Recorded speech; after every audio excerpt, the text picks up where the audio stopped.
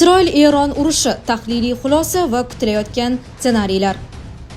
2025-yil iyun oyining ikkinchi yarmida Yaqin Sharq yana bir bor tarixdagi eng xavfli va keng ko'lamli harbiy mojaroning epitsentriga aylandi. Isroil va Eron o'rtasidagi munosabatlar yillar davomida keskinlashib kelayotgan bo'lsa-da, 2025-yil 19-iyun kuni Isroilning Eron yadroviy infratuzilmalariga bergan kutilmagan zarbasi mojaroning ochiq urush bosqichiga o'tishiga sabab bo'ldi. Isroil tomonidan amalga oshirilgan bu hujum Isfahondagi uran boyitish markazlariga yo'naltirilgan bo'lib, u Eron yadroviy salohiyatini kamida 2-3 yilga orqaga surganini Isroil rasmiylari ochiq e'tirof etdi. Bu harakat Eron tomonidan milliy suverenitetga hujum sifatida baholandi va zudlik bilan javob zarbalari berila boshladi.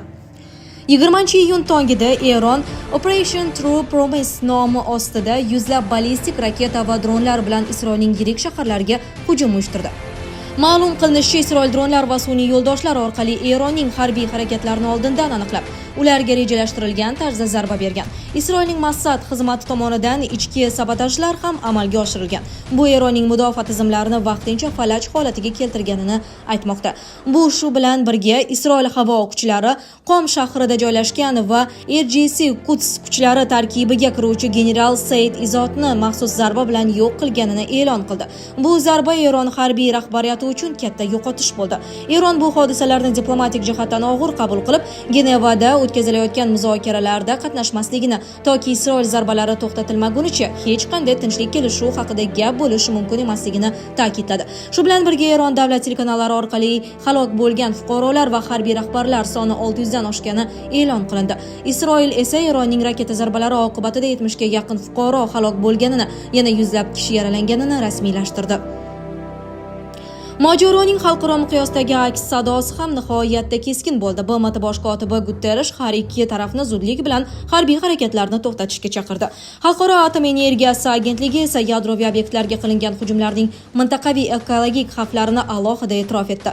AQSh prezidenti Donald Tramp bu mojaroga bevosita aralashmasligini bildirgan bo'lsa-da, AQShning Yaqin Sharqdagi harbiy bazalari yuqori tayyorgarlikka keltirildi. G'arb davlatlari, xususan Fransiya, Germaniya va Britaniya esa vositachilik tashabbuslarini kuchaytirishga urinmoqda. Bu harbiy qarama-qarshilik mintaqaviy barqarorlik uchun jiddiy tahdid bo'libgina qolmay, global iqtisodiyotga ham kuchli zarba bermoqda. Neft narxlari so'nggi 2 haftada 18% ga oshdi. Brent nafti barrelga $130 darajasiga yaqinlashmoqda.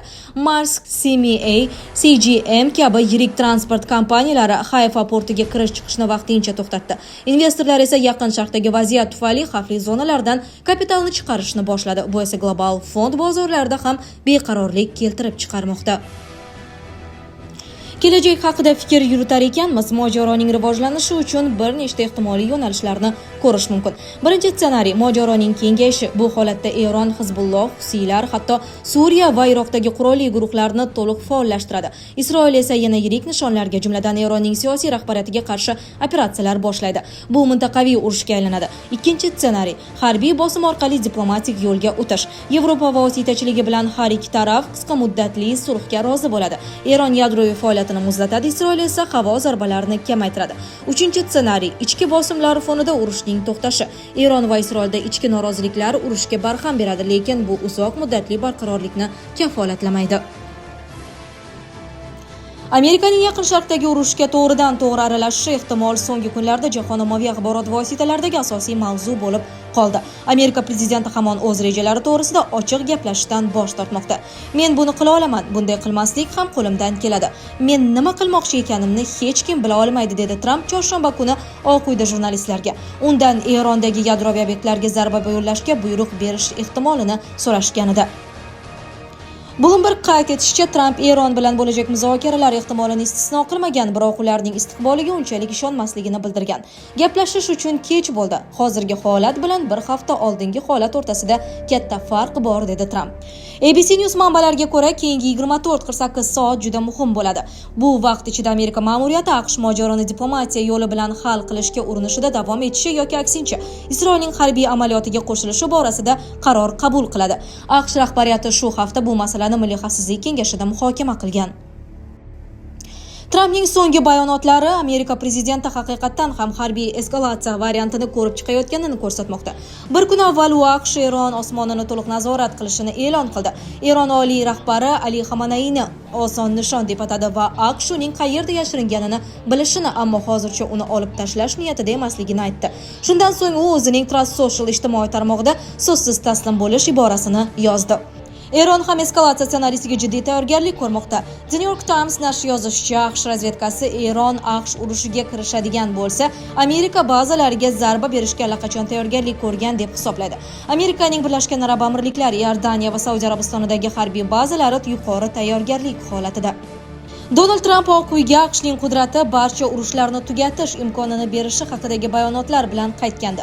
AQSh prezidenti inauguratsiya nutqida tinchlikparvar sifatida yodda qolishni istayotganini aytgandi. Qishdayoq u o'z oldiga dunyodagi keskinlikning uchta manbai Rossiya va Ukraina urushi, Isroilning Hamas bilan urushi va Eronda yadro qurolini ishlab chiqarishni hal qilishdek ulkan vazifani qo'ygandi. Uning prezidentligi boshlanganidan beri 4 oydan ko'proq vaqt ichida Washington bu yo'nalishlarning hech birida sezilarli yutuqlarga erishmadi. Menimcha, Amerikaning har qanday aralashuvi mintaqada juda yomon oqibatlarga olib keladi, umumiy urushga sabab bo'ladi, dedi Eron TV chorshanba kuni Trampning mulohazalari haqidagi yangiliklardan so'ng. AQShning harbiy almashinuvining har qanday shakli oqlab bo'lmaydigan zarar bilan qarshi olinishi shubhasiz, dedi Eron oliy rahbari Xamanai. Amerikaning nufuzli Rand markazi tahlilchilari fikricha, Isroil harbiy amaliyotining muvaffaqiyati qisqa muddatda Eron tahdidini kamaytirishi mumkin. Uzoq muddatli istiqbolda esa xatarlar faqat yuqori bo'ladi. Washington bir-biriga zid vazifalar o'rtasida muvozanat izlashi kerak bo'ladi. Bir tomondan Tehronning yadroviy qurolga ega bo'lishiga yo'l qo'ymaslik kerak, boshqa tomondan AQShni Yaqin Sharqdagi yana bir mojaroga aralashishdan saqlab qolish kerak. Ushbu inqiroz so'nggi 20 yil ichida Amerika tashqi siyosatidagi asosiy dilemmalardan biri, yana bir bor o'rtaga chiqdi. Bu Washington resurslarini boshqa yo'nalishlarga yo'naltirishga urinayotganda ham Yaqin Sharqdagi tahdidlarga reaksiya ko'rsatish zarurati, deydi markaziy ekspert Michel Grize. Carnegie jamg'armasining yadro siyosati dasturi hamraisi James Actonning so'zlariga ko'ra, AQShning aralashuvi Eronda yadro quroli yaratilishining uzoq muddatga oldini olishga asos yo'q. Buning o'rniga AQSh Yaqin Sharqda yana bir uzoq davom etadigan va qonli mojaroga aralashib qolishi mumkin, deya xulosa qildi ekspert. Isroilning AQShdan Erondagi amaliyotda ishtirok etishini talab qilishining asosiy sabablaridan biri yer ostida joylashgan uranni boyitish ishlari amalga oshiriladigan nuqtalarga zarba bera oladigan qurollari yo'qligidir. Bunday obyektlardan biri Fordo zavodi hisoblanadi. Bu Eronning Natansdagi asosiy zavodidan keyin ahamiyati bo'yicha ikkinchi o'rinda turuvchi uranni boyitish zavodi hisoblanadi. U tog' yon bag'irlarda qazib qurilgan va qalinligi taxminan 80 metrlik tuproq va turli jinslar qatlami ostida joylashgan. 2023-yil martida Xalqaro atom energetikasi agentligi obyektda 83,7% gacha boyitilgan uran zarrachalarini aniqlagan. Bu deyarli qurol sinfiga to'g'ri keladi. Obyektga zarba berish uchun bunkerlarga qarshi maxsus bombalar talab etiladi. Unaqasi esa Isroilda yo'q, lekin bunday o'q-dorilar AQShda mavjud. Muammo shundaki, Fordoning yo'q qilinishi ham Eron yadro dasturini to'xtatishni kafolatlamaydi. Masalan, nufuzli Brooking instituti tahlilchilari shu haqda yozmoqda.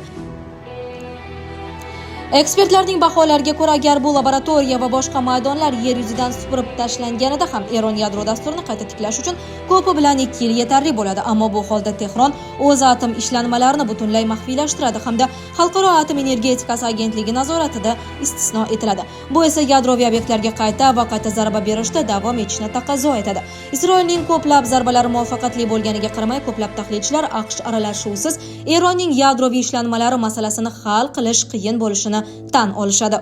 Muammo bugungi kunda aniq hal etilmagan va Eronda yadroviy ishlanmalar sohasida katta sakrash qilinishi xavfi hali ham juda yuqori deb aytish adolatdan bo'ladi. Ayni paytda agar hech narsa o'zgarmasa, Eron yadro dasturining ahvoli o'sha yaxshilanish yo'q, dedi Kolumbiya universitetining yadroviy qurol bo'yicha eksperti va AQShning Eron bo'yicha maxsus elchisining sobiq o'rinbosari Richard Neyfu. Isroil rasmiylari operatsiya natijasida Eronda rejim o'zgarishi mumkinligini ochiq aytmoqda. Amerika rasmiylari hozircha bunday ssenariy haqida ancha aniq fikr bildirmoqda. CNN AQSh allaqachon Eron ishlariga aralashish bo'yicha muvaffaqiyatsiz tajribaga ega ekanligini eslatadi. Bu islom inqilobi va Eron shohi ag'darilishiga olib kelgan omillardan biriga aylangandi. ammo AQShning harakatsizligi ham muammolar bilan tahdid solmoqda deb ogohlantiradi VCG mualliflari. Gazeta AQSh qo'shinlari Afg'onistondan tartibsiz olib chiqilishi va Jo Baydenning prezidentligiga katta zarba bo'lgani va Amerikani tiyib turish tizimiga putur yetkazganini qayd etadi. AQShning Isroilga Eron yadroviy dasturini yo'q qilishda yordam berishdan bosh tortishi Amerika manfaatlariga zarar yetkazishi mumkin deb ogohlantiradi VCG. Masalan, buni Xitoy mojaro yuzaga kelgan taqdirda Washington Tayvanni himoya qilmaydi deb tushunadi. Butun dunyo janob Tramp qanday munosabat bildirishini diqqat bilan kuzatmoqda, ayniqsa bu Moskvadagi va Pekindagilarga tegishli. U yaqin ittifoqchilarga tinchligiga global tahdidni bartaraf etish va AQSh raqiblari o'quv ishtirokchilaridan birini zaiflashtirishga yordam beradimi? Yoki radikal rejim qo'lidagi yadro qurolidan ko'ra kuch ishlatishdan ko'proq qo'rqadigan amerikalik tinchlikparvarlarning ovoziga quloq tutadimi deb yozadi gazeta.